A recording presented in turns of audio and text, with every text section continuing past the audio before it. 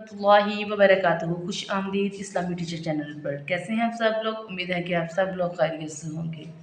पिछली वीडियोस में हमने बात की थी नून साकिन और नून तनवीन के मुतल्लिक ही हमने बात की थी, लेकिन उनमें हमने बताया था कि नून साकिन क्या है, नून तनवीन क्या है। नून साकिन और नून तनवीन की कुछ फ़र्क के बारे में हमने आपको बताया था कि नून साकिन को कैसे पढ़ना है, नून तनवीन को कैसे पढ़ना है। इसी चीज़ों के मुतालिक हमने वीडियोस बनाई थी। आज हम बात करेंगे नून साकिन और नून तनवीन की अक़साम के बारे में। तो वीडियो शुरू करने से पहले आप सबसे गुजारिश है कि अगर आप इस्लामी टीचर चैनल पर नए हैं तो इस चैनल को सब्सक्राइब कर लीजिएगा, बेल नोटिफिकेशन को ऑन कर लें ताकि हमारी आने वाली हर वीडियो की नोटिफिकेशन आप तक पहुँच जाए।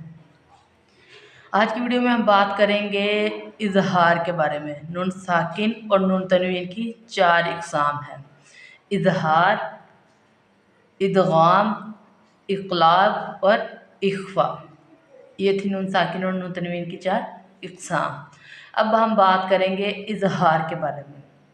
पहले आप समझ लीजिए कि इजहार क्या है। इजहार का लुग़वी मानी है ज़ाहिर करना, किसी चीज़ को ज़ाहिर करना। अगर नून साकिन या नून तनवीन के बाद हरुफ हल्की में से कोई हरफ आ जाए तो वहाँ हम इजहार करेंगे, यानी उस लफ्ज़ को हम वाज़िया करके पढ़ेंगे। हरुफ हल्की 6 हैं: हा, हमज़ा, आइन, हा, गैन और खा। अब हरुफ हल्की बताए मैंने 6 हैं, लेकिन लिखे मैंने 7 हैं। इसके बारे में थोड़ा सी आपको समझना चाहिए और इसकी ज़रूरत भी है हमें कि अगर अलिफ खाली होगा तो ये अलिफ है। अगर अलिफ के ऊपर ज़बर ज़ेर या पेश लग जाती है तो ये अलिफ नहीं रह जाता, ये हमज़ा बन जाता है। ज़बर ज़ेर पेश लगने की वजह से ये हमज़ा बन जाएगा, तो फिर इसको हम हमज़ा के ज़िम्मे में ही लेंगे, इसको हम हरूफ हल्की में ही गिनेंगे। तो ये हमने आपको अलिफ का फ़र्क। अब चलते हैं मिसालों की तरफ इंशाअल्लाह ताला। कोशिश तो ये है कि जिस तरीके से समझाया जाए आपको उसकी अच्छे से समझ भी आ जाए। जैसे लफ्ज़ है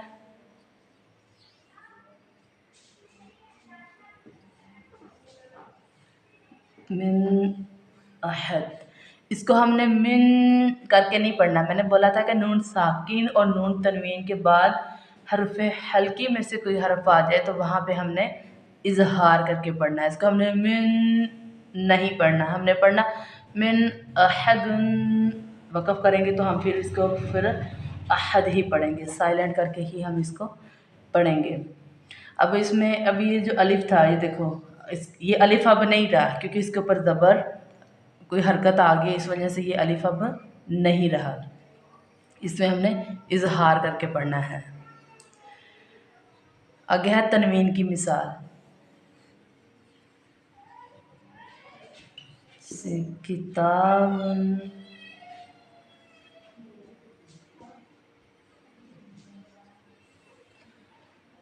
अब ये आपके सामने लिखी है मैंने तनवीन की मिसाल।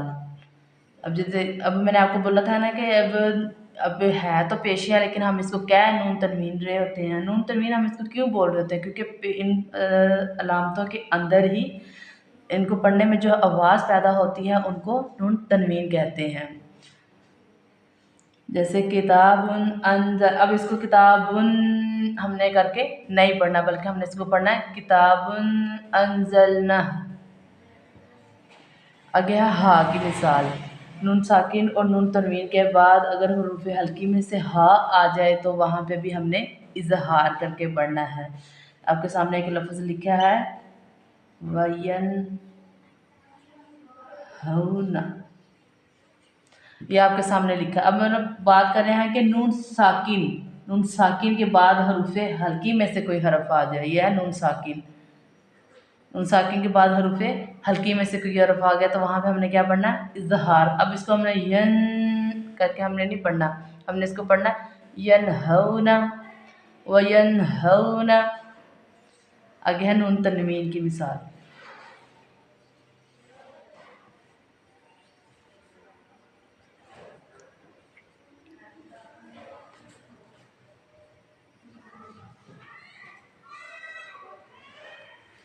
जैसे कौमिन हा, अब इसको कौमिन کر کے ہم نہیں پڑھیں گے بلکہ پڑھیں گے قوم ہاد، قوم ہاد۔